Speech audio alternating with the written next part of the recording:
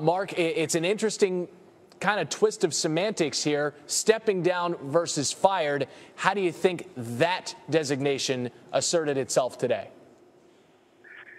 Well, I think they saw the writing on the wall after the way they lost to South Carolina yesterday, blowing a 7-point lead, giving up a blocked field goal and a blocked punt. But I think Jeremy Foley tried to give Will Muschamp every opportunity to turn it around. They brought in a new offensive coordinator, Kurt Roper, this year, and just could never get things fixed on the offensive side of the ball. I know Jeremy and Will Muschamp are very close, and I'm sure Jeremy gave Will the opportunity to step down and finish out the season.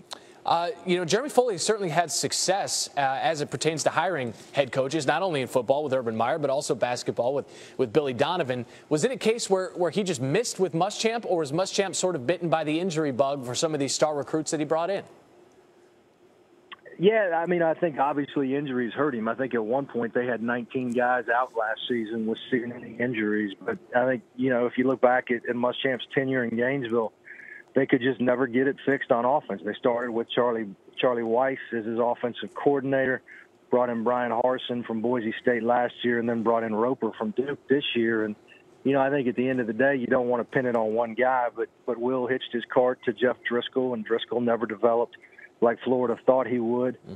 They've just been one of the worst offensive teams in the country. I think there's a lot of pressure on Jeremy Foley with this next hire.